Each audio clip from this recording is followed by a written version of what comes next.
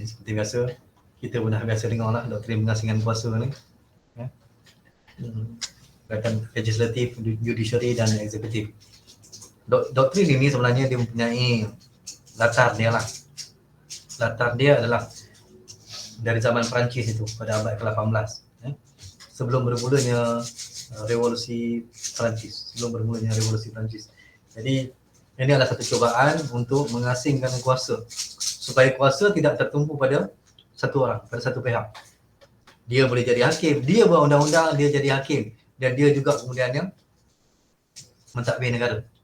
Ini adalah satu usaha untuk mengekang hal ini berlaku. Katakanlah satu orang tu, dia lah yang mentadbir negara, dalam kewangan, dia buat undang-undang, kemudian dia juga yang jadi hakim. Daripada undang-undang yang dibuat itu, dia jatuh hukuman. Dia yang mentafsir undang-undang yang dibuat itu. Maka hancurlah, sebab dia akan jadi conflict of interest. Itu yang kemudian disyadangkan pada abad ke-18. Doktrin pengasingan kuasa ini oleh Montesquieu. Baik. Legislatif, kalau kita tengok legislatif, dia adalah badan perundangan, merujuk kepada badan perundangan yang menggubal. Kalau dalam konteks kita, dia dipertanggungjawab oleh parlimen lah. Tanggungjawabnya oleh parlimen untuk menggubal undang-undang. Cumanya, dalam konteks kita, legislatif ini, dia ada pertindakan. Walaupun kita cuba untuk mengasingkan kuasa itu, tetapi dalam konteks demokrasi berparlimen ini, dia eksekutif juga bertindak sebagai legislatif, sebagai pembuat undang-undang. Cumanya dia tak boleh transgress, dia tak boleh menceroboh kepada sempadan, dan satu lagi mentafsirkan undang-undang itu ataupun melaksanakan undang-undang itu. Sebab kita kata ahli parlimen. Ini dalam parlimen. Ahli parlimen, orang yang kita lantik melalui pilihan raya itu semua adalah ahli parlimen. Ya, orang yang kita lantik semua itu adalah ahli parlimen, dan mereka menggubal undang-undang di sana, di parlimen ini. Ya, sebab parlimen adalah tempat kita menggubal undang-undang. Nah, parlimen itu ada 3 komponen. Tuan-tuan pun arif tentang ini. Parlimen itu ada 3 komponen negara kita, iaitu yang pertama yang di-Pertuan Agong komponennya, yang kedua ialah Dewan Negara, Dewan Rakyat, yang ketiga Dewan Negara. Jadi ketiga-tiga komponen ini berfungsi untuk membuat legislation ataupun undang-undang. Dan legislation ini akan ditafsirkan oleh badan judiciary. Bila sudah dibuat, maksudnya pindaan, bukan saja undang-undang, perlembagaan itu semua dipinda dan dibuat, digubal di peringkat parlimen itu, tapi mereka tidak mentafsirkannya. Mentafsir bermaksud mereka tidak melaksanakannya. Yang melaksanakan atau menilai, mempertahankan, semua ini terletak kepada badan judiciary, iaitu badan kehakiman. Tadi badan perundangan, yang ini badan kehakiman. Jadi badan kehakiman ini berdasar kepada mahkamah lah. Kita ada mahkamah persekutuan, kita ada mahkamah tinggi, kita ada mahkamah session, kita ada mahkamah magistrate. Itu mahkamah sivil. Kemudian kita ada mahkamah syariah yang mempunyai kuasa yang berlainan. Kemudian kita ada mahkamah tentera yang tidak ada kaitan dengan dua-dua ini. Mahkamah tentera yang hanya membicarakan salah laku yang melibatkan anggota tentera misalnya. Dan yang satu lagi adalah mahkamah khas raja-raja. Mahkamah khas raja-raja. Jadi mahkamah-mahkamah ini berfungsi untuk mentafsirkan. Bukan mahkamah itu, hakim lah di dalamnya. Hakim itu berfungsi untuk mentafsirkan segala peraturan, undang-undang dan perlembagaan. Kalau ada berlakunya, katakan isu apa-apa isu lah yang timbul, isu persempadanan misalnya. Isu persempadanan akan kembali kepada perlembagaan, dan perlembagaan itu akan ditafsirkan kemudiannya oleh hakim-hakim yang ada dalam badan judiciary ini. Mahkamah mempunyai kuasa mentafsirkan perlembagaan, mentafsir undang-undang negeri, mempunyai kuasa isytiharkan suatu tindakan. Kerajaan itu tidak sah di sisi undang-undang. Jadi mahkamah ada segala kuasa itu. Dan orang yang buat undang-undang tadi, dia tidak boleh. Ini secara prinsipnya lah, secara prinsipnya. Kalau ada mungkin yang campur tangan, boleh jadi ada. Tetapi secara prinsipnya ini yang cuba untuk dipraktikkan, cuba untuk dilaksanakan bahawa tidak boleh ada langsung, masing-masing buat kerja masing-masing. Baik. Tetapi mahkamah tidak boleh pindah undang-undang. Kalau dia rasa undang-undang itu tak berapa okey, mahkamah rasa macam undang-undang yang kata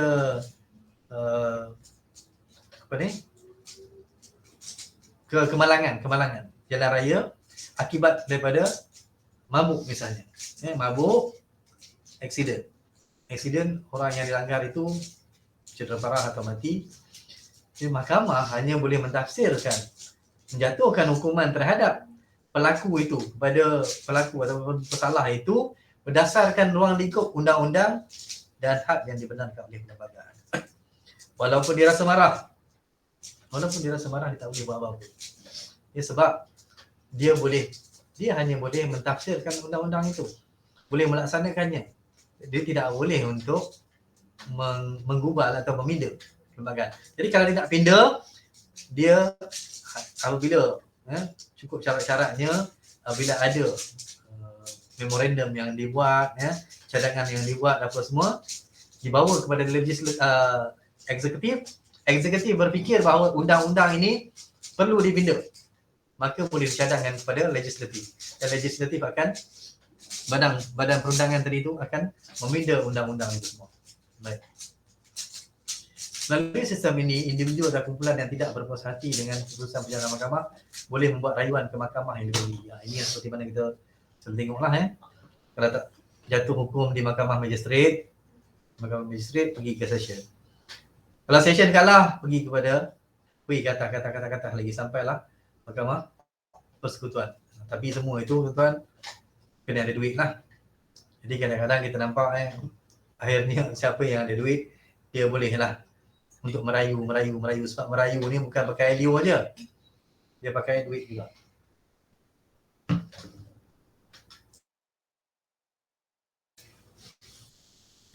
Dia begitulah hakikat hidup ini.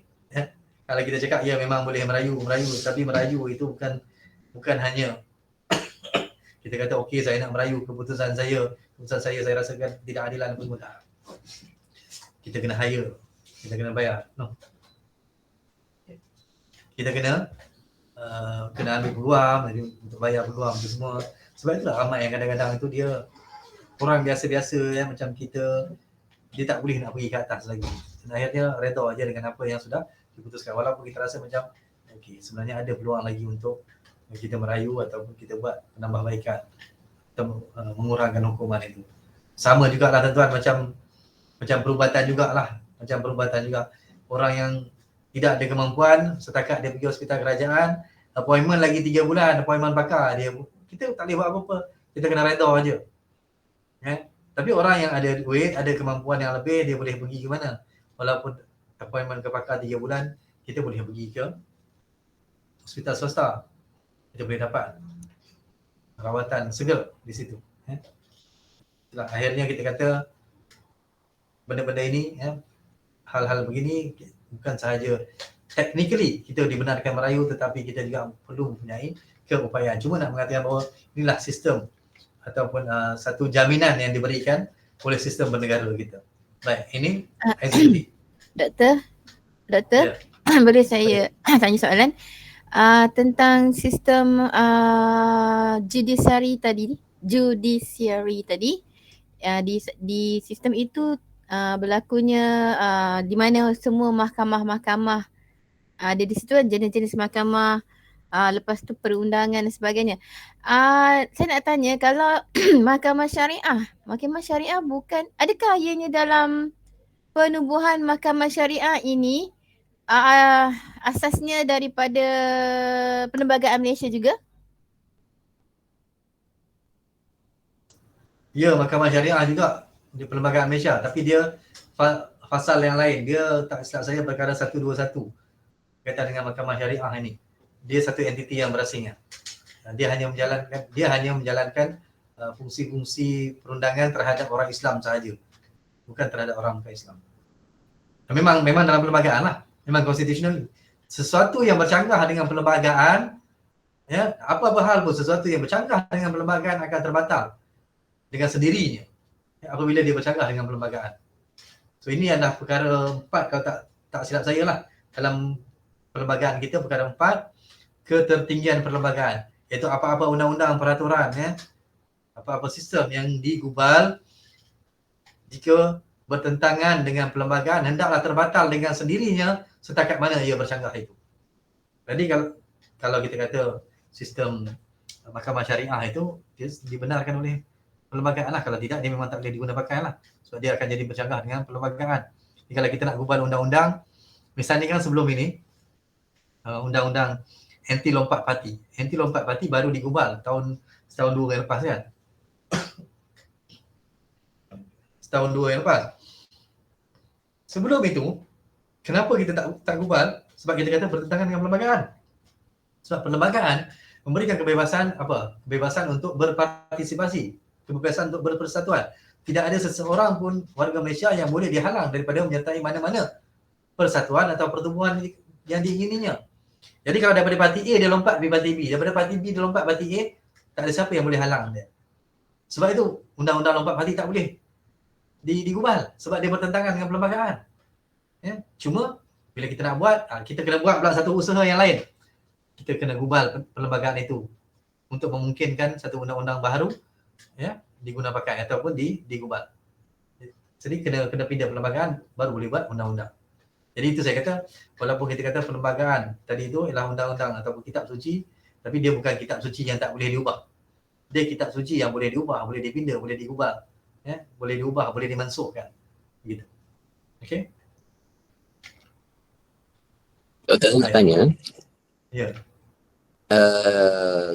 Berkenaan dengan di peringkat negeri, kuasa eksekutif kuasa kita panggil doktrin pengasingan kuasa ni berlaku tak di peringkat negeri, Doktor? Maksudnya dia ada badan eksekutif sendiri tu memang kita dah ada, tapi dari segi badan judiciary dan juga legislatif tu bagaimana, Doktor? Okey, badan judiciary dan legislatif dia tidak ada legislatif dalam konteks dia ada dia peraturan macam ni. Yang ini lebih kepada sistem bernegara yang besar.